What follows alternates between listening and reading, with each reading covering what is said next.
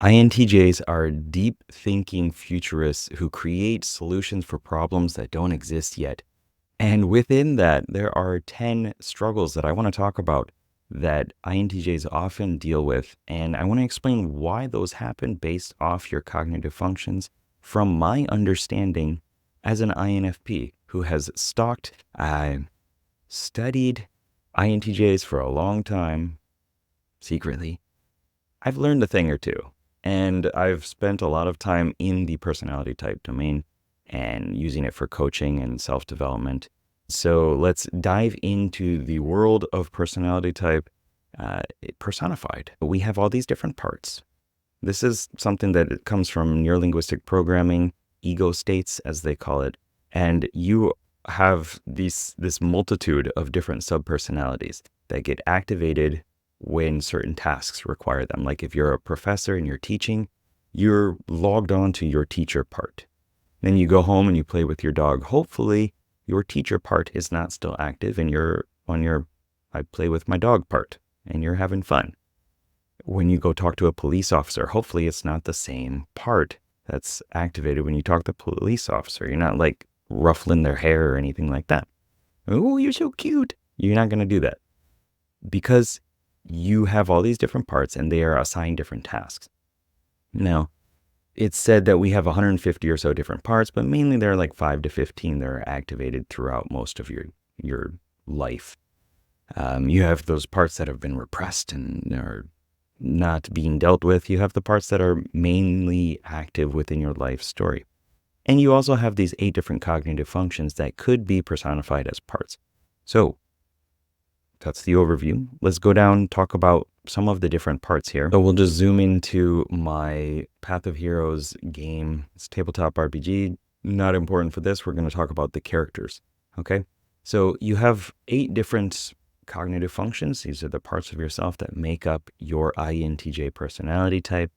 And you probably already know that if you're an INTJ, but let's get into this version of it because a different perspective could be helpful. Give you an insight. And then I'll talk about the 10 different common struggles that INTJs have. And we'll talk about why that happens based off these cognitive function characters. So you have your hero of your life's story is technically introverted intuiting. It's the visioning mystic, as I call it. And this mystic character is that part of yourself who questions the nature of the universe. They follow deeper insights, seeks deeper meaning, embraces symbolism, has long-range foresight, and brings with it this serene sense of knowing. Just knowing that this is how things are going to happen. This is the way that things are going to emerge. And the mystic is a very important character within your psyche. I call INTJs the strategizing mystics because we also have your auxiliary function, the mentor of your cognitive function questing party, your fellowship of 8, your council of 8 is extroverted thinking, a way of making decisions. And I call it the commander, the strategizing commander. Okay, so strategizing mystic. You put these together and you have most of your personality type explained. The commander is that part of yourself, the character within you that takes decisive action. It's great at achieving goals, planning, enforcing rules and order, taking action, and level-headed leadership. So you probably see that as a strength that you have. Maybe it's a strength that you have not fully developed because of that struggle of going from the mystic and this detached view of how the world is going to turn out, seeing yourself as a visitor in the world, to proactively taking action to manifest your goals. But those are strengths that you have, and you can do it, and you're likely better at it than you see yourself as. But we also have 2 other characters that we're going to be talking about. We have the soul, introverted feeling, which is technically called your tertiary function. I call it the rookie. So as a rookie within this questing party, you got the mentor, the commander saying, this is what you should do. Get out of your comfort zone, take these actions, check things off the list, make it happen. You have the soul, who is the character who stays true to themselves no matter what. It likely fights for what's right, seeks inner harmony, embraces individuality, supports one-on-one. It's reflective, very deeply on emotions and what it means to be a human with a heart. And that squishy side of yourself is not something that you're always going to want to let out and bring to every engagement, but it's always there. And that can cause some issues, which we'll talk about soon. But you also know that you have a deeply sensitive part to yourself. You just don't always let it out. And then last, your inferior function or aspirational function, what I call the maverick, the character that plays that role within your psyche, is the engaging adventurer, extroverted sensing. So sensing is about what do you tangibly know about the world using your senses in the present moment, especially as extroverted sensing. And so the engaging adventure is about engaging in life. It's the character who embraces and enjoys the moment. It's fully tuned into your senses. This character likes to spice things up. It relies on instinct to handle crises and is very hands-on. So you have these characters. Let's talk about how they interact with these common themes and struggles that INTJs go with. Number one, INTJs often feel misunderstood and isolated due to their unique perspectives and thinking. So most of the world is not mystic. They don't use the mystic. They don't use introverted intuiting as a strength. So when you bring that to the world, you're going to feel misaligned. People are going to say that you're weird or see you as different, as bizarre, because you don't talk about the same things that everybody else talks about, because you don't see the world in the same way. You're using different characters, right? If the whole world is full of warriors and you come out there as a different character class, as an archer, stalking your prey and climbing up a tree and looking over and getting a meta perspective over everything, the warriors are going to be like, what's this guy doing? It's kind of weird. Over there by himself, climbed up a tree. But that's just how it is. And like 75% of the world is sensors. So 25% being intuitives and even less, like 10% being introverted intuitives, mystics, is quite a dramatic difference. So you're definitely going to seem different and you're going to see yourself as different. Also, because you've kind of detached from your body probably, and you see your body as a vessel to carry your mind and thoughts and ideas. Like it naturally creates this dissociating sense. Another thing that INTJs often struggle with is having a strong aversion to small talk and a preference for meaningful intellectual conversation. Now, most people don't really love small talk. Maybe the envoys, maybe extroverted feelers, the FJs, like small talk more because they understand the importance of it as a social lubricant, of a way of passing gossip and ideas and understanding how people feel about things, as a way of understanding the culture and using that to work together, to accomplish goals together, to sniff out who is against the tribe. It's just so boring. And you want to talk about ideas more than people. You want to talk about things and ideas and where it's all going, what it means for the future, what's the impact of this, why is this happening, what is likely to happen, not what did Sally do yesterday, what did she eat. That's so boring. That's something you just definitely don't care about. And finding somebody who can talk to the same level of intellectual curiosity as you is probably something that you've looked for a long time in your life. And I definitely suggest finding a group like that, on Reddit or some internet group, or going to those places in the real world that, your personality type flocks to or goes to, is something that's really helpful for self-understanding. Next, INTJs feel the need for alone time, and finding social interactions to be mentally draining and emotionally draining is something that often comes up. It's not just that you don't want to do peopling. It's like, as an introvert, it brings extra baggage. And as an introverted thinker, there's even more stuff, because people are throwing this emotional garbage onto you and bringing it with them all the time. And then you have to post-process that later in order to understand life and the world. You don't have to because you want to, but just naturally happens, like in a moment of quiet. Then when, the lights are off and you're getting ready for bed, and then it's like, oh God, now I have to deal with all this stuff and organize um, my understanding of the ebb and flow of the world and the universe again. Damn it. So it's like, well, why would I want to do social stuff? So it's emotionally and mentally draining. And I don't think it's ever going to go away, but you will learn different ways of dealing with it. Like, definitely check out NLP, neuro linguistic programming. You can play with the representations for how your mind structures reality, and you can like turn down the voices, you can move them away, you can change the submodalities, the representational blocks of how you've constructed reality, which sounds like a pretty cool thing, right? To better wield your emotions and mental clarity, and to deal with the social panorama of people and, clear those things up. A lot of cool stuff that you can do, and definitely check it out. If you want help with it, you can contact me, and I do coaching on this stuff, and hypnosis too. Next, INTJs struggle with a mix of confidence and feeling like they're never good enough. Getting into our auxiliary function is the key to growing confidence, but also it's a struggle.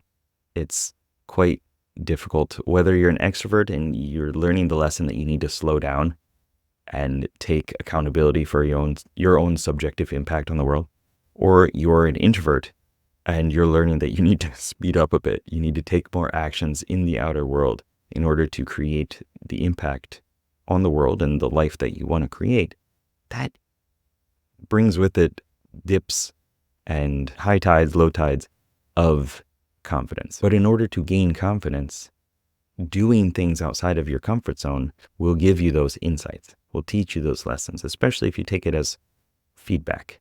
It's not failure, it's just feedback. This approach didn't work. Okay, I'm going to adjust. I'm going to do it this way. See what happens. That is the key to growing your confidence. And for you, you have these ideas for what you want to bring into the world, or what the universe is pointing towards, the direction that it's all being funneled to, the trends of science and technology. In order to really make those happen, you got to lean into the commander. You have to let yourself go into the commander and say, okay, I'm going to create the steps. I'm going to do it. Take action on it. One after another. I'm going to have a plan. I'm going to adjust my plan as things happen. That is a quite difficult thing to appreciate and to understand, because when it's all in your head, it can go any way that you imagine. But once you start taking action on it, there's definitely going to be unexpected things that you have to deal with. And that can come as a hit to your confidence. But know that by going out there and doing it again, you build more and more confidence. Next, INTJs are highly observant and possess a talent for learning and problem solving. So again, the way that your psyche is structured, you have the mystic and the commander working very, very well together. The commander saying, get out there and make those visions happen.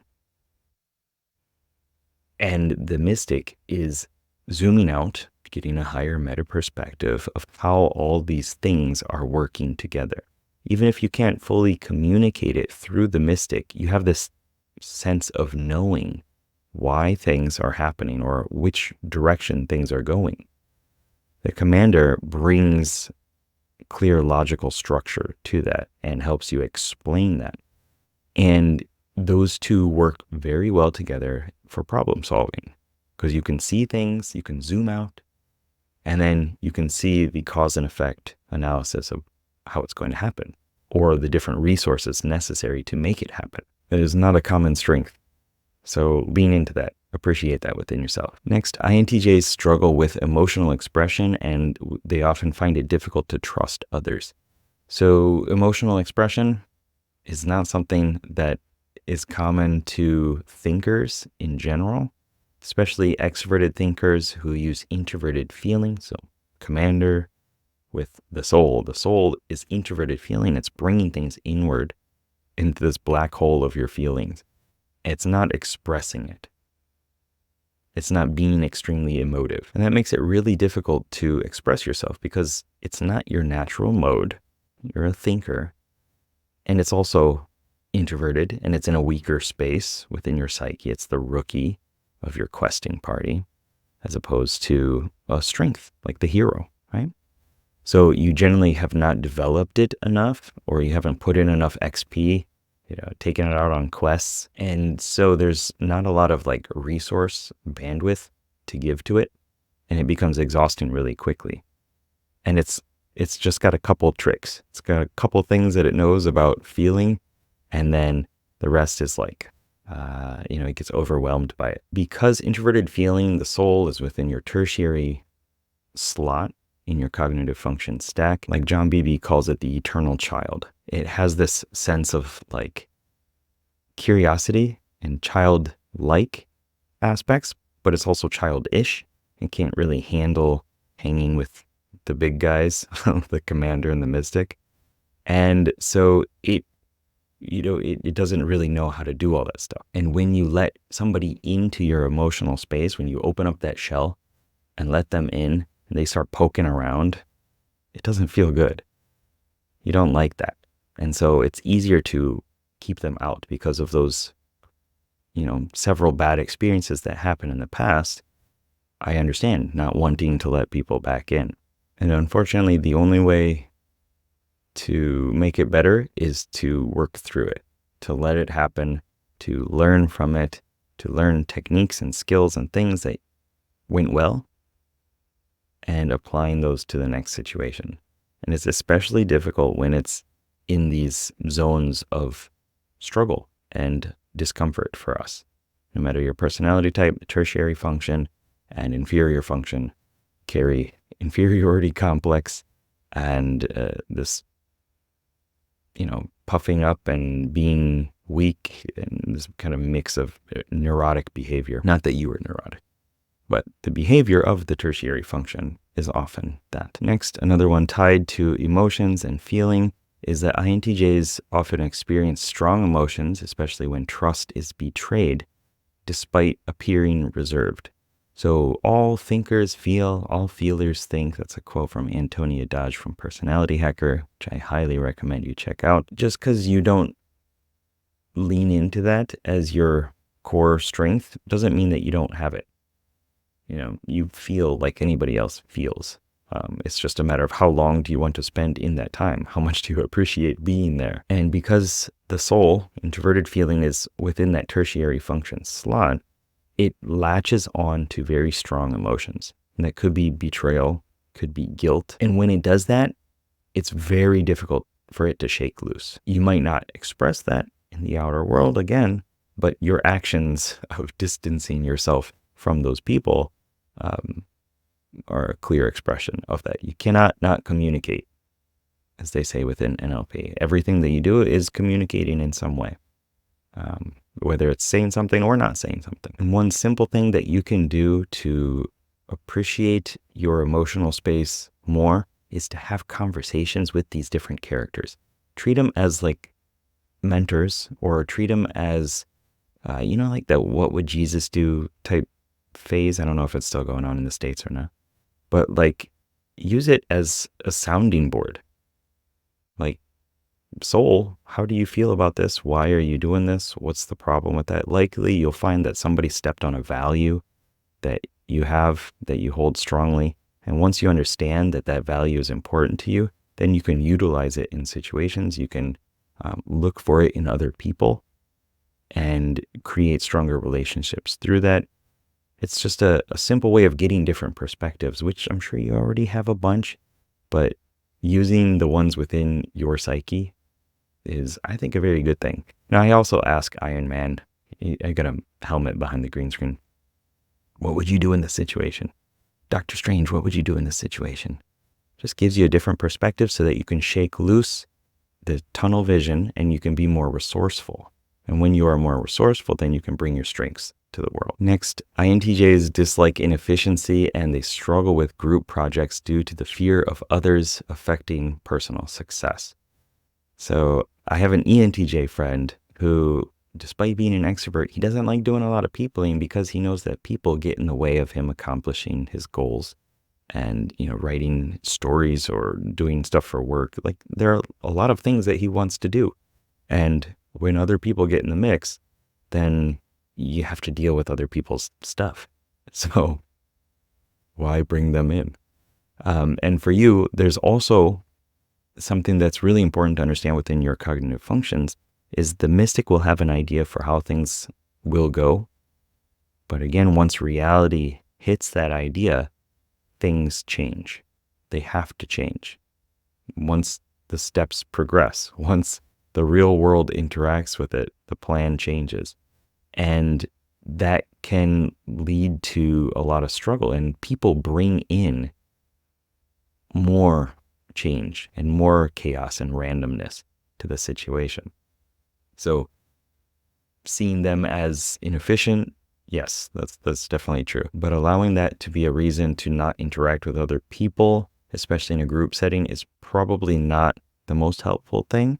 So in a positive way, you can lean into your commander who's really good at setting goals, delegating tasks, understanding what people are good at, and saying, okay, this is my idea.